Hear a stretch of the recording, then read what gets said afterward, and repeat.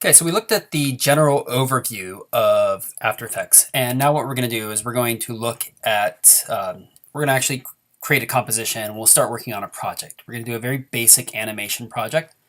It's the bouncing ball exercise. And the bouncing ball exercise is great because it actually will teach you about some of the fundamentals of animation and motion graphics that make movement more believable. So to start with, we need to make a composition, otherwise we won't be able to put anything into the project. So we're going to go up to our menu at the top, click on Composition, and New Composition. And I'm going to be pretty good about trying to highlight the hotkeys. The quicker you learn the hotkeys, the easier it's going to be on you, and it's going to save you a lot of time when you're working. So what we have here is, it'll actually tell you what the hotkeys are within the menu. For New Composition, it's Command and N for New. And then we get our composition settings. The nice thing is they do a really good job with the presets here, so you really don't have to change much once you learn which presets to work with. So first, let's start out by giving our composition a name. We'll call it Bouncing Ball. It's always best to name everything. I've talked to a lot of people in the industry, and they agree with me on this. If you don't name your files, if you don't name your compositions, if you don't name your layers, and you're working with other people, they're not going to want to work with you very much. So it's best to try to always name your files, layers, images, everything in an intelligent way so people can look at it and tell what they're getting into. So once we get our name in, we can set a preset, and the preset will actually change all of this upper section right here. So if you click on preset, it gives you a list of the different presets. The ones that we're going to be working with in class are going to be the HD. We have HDV/HDTV 720, 29.97, which I'll explain in a second what all that means. And then at the bottom is HDTV 1080, 29.97. And that's within this little HD section. Now these are the only two that you're going to have to use for this class, and they're based off of that 720 by 1280 and 1920 by 1080 sizes that TVs tend to come in when you buy HD TVs. For most of the in-class stuff, we'll be doing the 720 size. It's a little bit smaller and it'll render a little bit faster, but for your homework you may want to do the 1080 size so you have a larger size video to export. So go ahead and choose HDV, HDTV 720. That'll automatically make your width 1280 and your height 720, and it locks your aspect ratio to 16:9. Now, this is a very important thing right here, this lock aspect ratio to 16:9, because you need to learn a little bit of what aspect ratio is. And basically what aspect ratio is the ratio of the width to the height. This is especially important when you guys start working in storyboards for your projects, because if you draw in the wrong aspect ratio, your composition is going to change between your storyboard and the final project, and that's not something you want. You want to be planning out your composition as you go. So even if you don't make it the exact same size, even if you don't make a 1280 by 720 storyboard by hand, you can make one that's a ratio of 16 wide by 9 height. So it could be, let's say 8 by 4.5, or it can actually be 16 by 9 or anything like that. As long as those two always have that same relationship with one another, the shape of it will stay the same. Down here we have pixel aspect ratios, which is kind of similar as well. This is actually something that we don't have to worry about as much anymore. More in the days of SDTV, this was a problem. What it is it's the aspect ratio of the actual pixels. And computer screens work with square pixels, HD TVs work with square pixels, but the older SD TVs work in rectangular pixels. So what After Effects used to do back in the day, it would stretch the objects in the opposite direction so that when you put it on a TV screen, it squashes it back in the right direction. Below that, we have frame rate, and frame rate is frames per second. So that's how many images it takes to make up a single second. The two popular frame rates for the US are either 29.97 or 23.97, basically 30 frames per second or 24 frames per second. For my class, I like to teach 30 frames per second, so that's what we're going to be working with, so 29.97. Some people like 23.97, 24 frames per second. The reason I choose 30 frames per second is because that's the video rate, and most of the stuff we do is based more off of video rather than 24 frames per second, which is the film rate. So we're not really doing much for film within the class. We typically develop it more for video and TV or web. So also having a higher frame rate, although it is a little bit longer to render, gives you a slightly animation. For the resolution, just leave it at full. You can always change it later, but it's good to just set it on full. Sometimes students will set it on half or a third here, and then when they go to render, it'll render it out at half or a third, and they won't realize why their video is coming out so small, so just always leave it on full. We won't mess with the start time at all, and then we have the duration here, which is going to be how long the project is. So it's broken up into hours, minutes, seconds, and then frames is this last one. So 30 frames makes up a second, 60 seconds makes up a minute, 60 minutes makes up an hour. Don't ever have an hour-long project in this class. That's way too long. For what we're doing now, we'll just set it to 5 seconds. You don't have to type in the semicolons or anything like that. You could just type in 500 and press Tab, and that'll automatically format it for you. Now for the background color, we just want to leave it as black. If you want a different color background, what you would actually want to do is just put a solid colored shape back there. The way that we're going to be rendering out these videos is through a program called Adobe Media Encoder, and it actually renders out your background transparent. So no matter what color you put in here, when you bring it into QuickTime, it's going to make it look like it's black anyway. So your best bet is just to leave it black. Occasionally we might change this if we need to see a different contrasting color within the program itself, but don't expect your background color to show up when you render it out the way that we do. So we've got everything set. We named it Bouncing Ball. We set our preset to 720, 2997.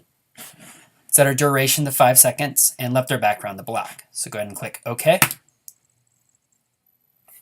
You'll see a black rectangle appear right here. That lets us know that we actually have a composition built. You'll also see our composition appear in your project panel. Now we actually have something within here. And then this section becomes highlighted and takes on the name of the composition, because this is saying that we are working within this composition. Now what we need to do is we need to actually create our ball. Now After Effects is mainly a manipulation program. It does do a little bit of creation, but for the most part you're going to be importing things in from either Photoshop or Illustrator, or when you get into higher levels, possibly Cinema 4D or other 3D programs as well. But for this exercise, we can actually make a ball pretty easily in After Effects. What we're going to do to make it is we're going to make a solid colored shape that covers up the whole background, and then we're going to use an effect to turn it into a sphere. So first we need that solid color shape. To get that, you're going to go up to Layer, choose New, and then Solid as Command Y. So once again, learning the hotkeys. The hotkeys for a new solid shape is Command and Y. And if you're working on a Windows system, sorry if I don't always say the hotkeys for them. Basically, anytime you hear me say Command, that means Control. So for our solid, we want something that's going to stand out from our background. So we don't want a black solid.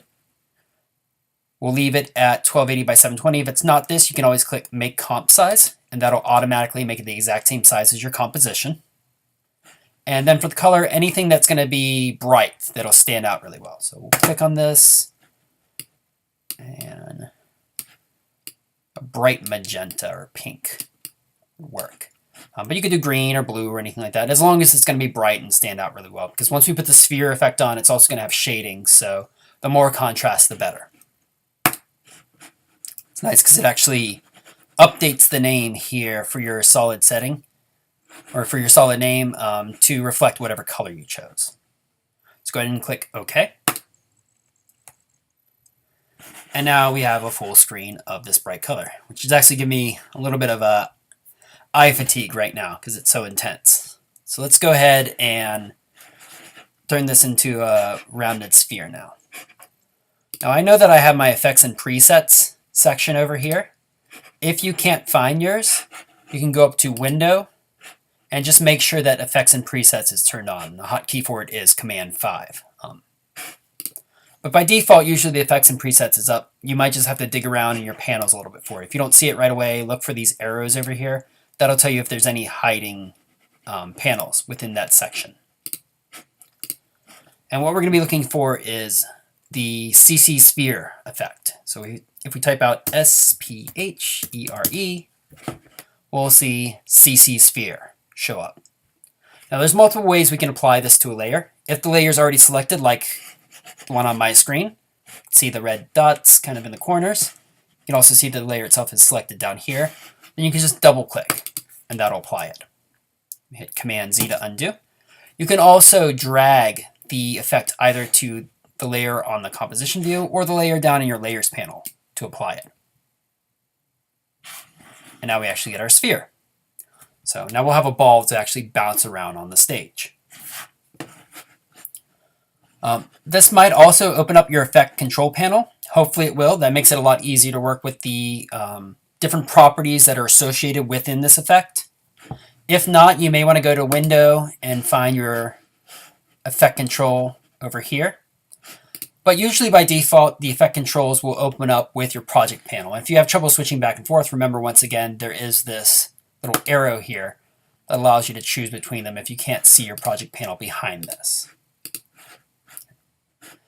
So let's really quickly go through these settings. There's not going to be too much we need to change. Basically, we just need to make the ball a little bit smaller so it's easier to bounce it around the stage. So the rotation actually isn't going to do anything right now.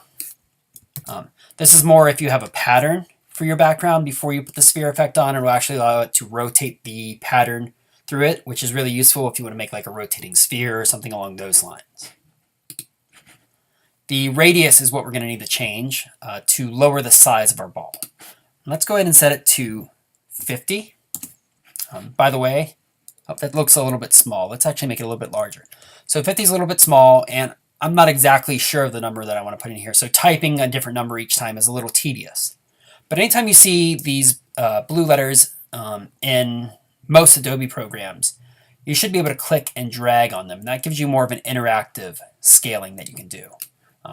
If you also see your cursor change like this, where it looks like a finger with two arrows pointing to the side, that's another indication that you can click and drag left and right, or even up and down on the property and allow it to scale based off that. So something a little bit closer to 80 looks pretty good. The offset is going to offset where the effect is placed on the original layer. It's going to make it look like the layer is moving, or the ball is moving, but what's really happening is it's just changing where it is. You can kind of think of it as almost like a spotlight effect on this. So as we move it through, we can highlight different sections. And once again, if we had a pattern, we would actually see the pattern change as we move it through. Leave it at its default, 640 by 360, which is half the width and half the height, putting it directly in the center. If you messed it up, you can always retype it out 640 by 360. If you don't remember what it was when you're not looking at this video, if you ever need to reset a property, you can also right-click and choose Reset on the property. Clicking Reset up here would reset every property within its effects, so not always the best option. You can also target an individual one by right-clicking on it. We'll leave the render at full. If we expand our lighting section, we have a couple options here. You can change the intensity of the light to make it brighter or darker. You can change the color, so if you want a indoor looking light, you can change it to like a yellowish color, because most indoor lights are kind of yellowish, or sometimes greenish if you're dealing with fluorescent lights. I do a little bit of yellow on mine. That'll change the color of it a little bit. And then light height, actually, it's not like a vertical height, it's more of like a height going from side to side, like if it's going to be directly in the center of the ball, or if it's going to be to the left or the right of it. We could just leave that where it's at. And then the light direction is going to change the direction the light's coming from. Not necessarily necessary for this, but I usually like to use an overhead light, which is just 0 degrees. So you can either drag here, you can drag on the dial, or you can type a number in if you want. This is something that we're also going to see with a lot of rotation-based properties where you see two values in here. And the way that it's broken up is this left side right here is full revolution. So once you pass 360 degrees, you'll get a 1 here. And then the right side is the actual degrees. So if you change this number and you don't see anything happening, that's because really it's just doing full loops, but it always ends back up at the same spot. So if you want an actual adjustment, you have to change the second number. And then finally, let's go into the shading section. We don't have to do too much with this. We might get into this a little bit more when we get into 3D because there's a lot of 3D based terms in here. But the key one that we want to make an adjustment to within shading is ambient light. And ambient is a very fictitious light. Basically, it's just going to make everything a little bit brighter, or pulling it back would make everything a little bit darker. So by increasing our ambient light, what that's going to do is it's going to make the bottom of our ball right here stand out a little bit better so it doesn't blend so much in the shadows and we don't accidentally make it go down too far or not make it go all the way down to the floor. So if we just increase that a little bit, then we still have our shadow here, but we can see the edge of the ball.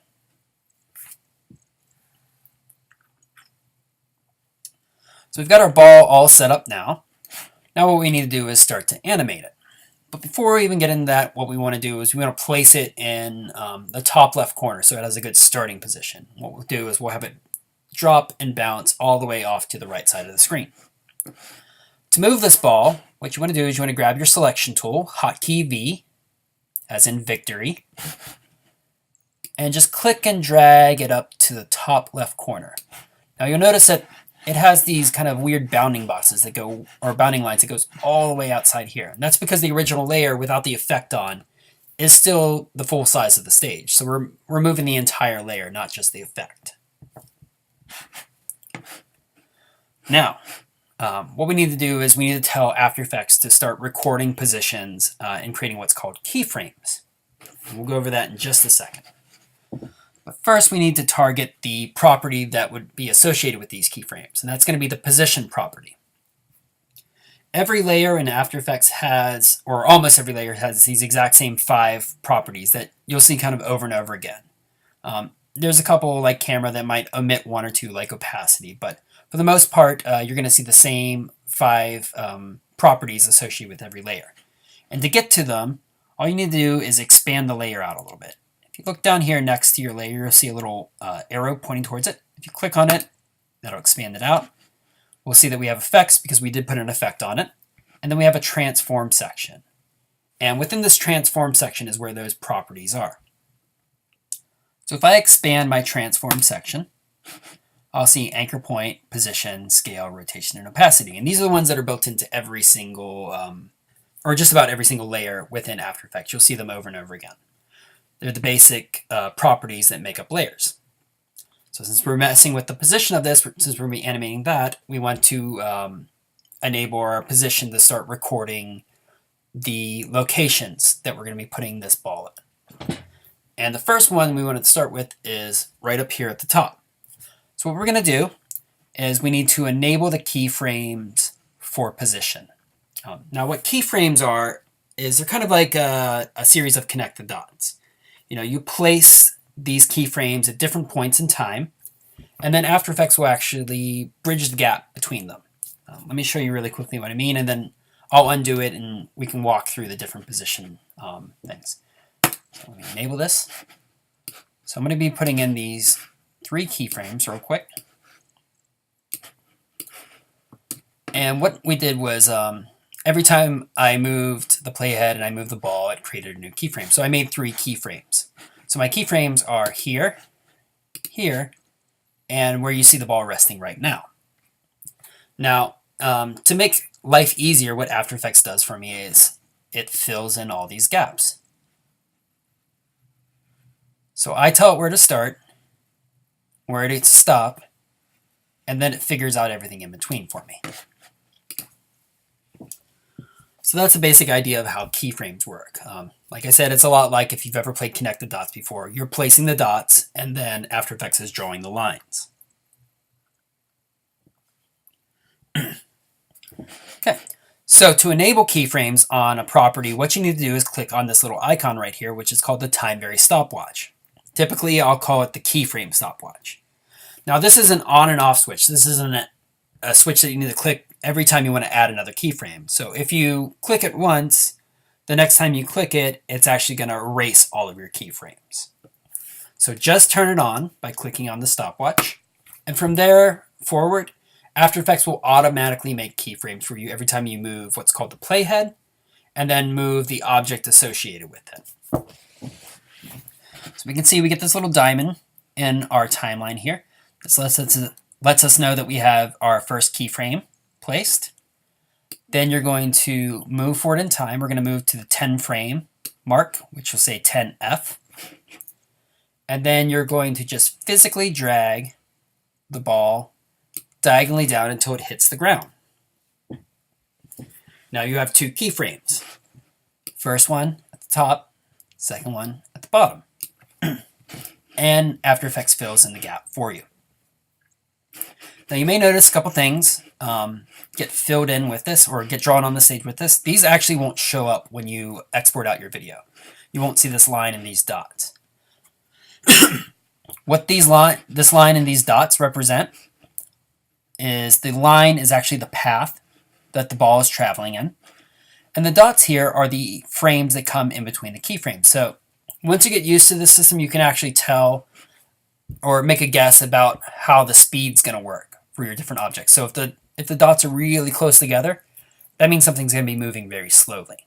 If they're further apart, something's going to be moving a little bit faster. So it's a key thing to be able to recognize that, and it's just kind of a acquired skill you'll get as you work with this program. We've got our first two keyframes, and now we're ready to move to the next 10 frames and make our next keyframe. So once again, you're going to grab this little blue dial, which is called the playhead, and drag it up to 20 frames. Then drag the ball upward and to the right again. Going to bounce up again. Once again, drag to the 1 second mark, drag it diagonally down, and you're just going to keep on going until the ball reaches the edge of the screen. Now, as you may have noticed, once we added our third keyframe in, instead of having straight lines, the lines take on a little bit of a curve to them. That's just something that After Effects automatically does. You can turn it off within preferences, but generally this is a good thing when you're working with position properties. We'll talk about arcs a little bit later, but this is building in automatic arcs because typically objects don't tend to move in a straight line in real life. So it's automatically bending it for you. We'll also look at how to change these arcs and change the way that the motion guide works for us. The motion guide would be the line that the ball is actually traveling along. So keep going forward. Every 10 frames, go diagonally up, then diagonally back down until your ball is all the way off the screen.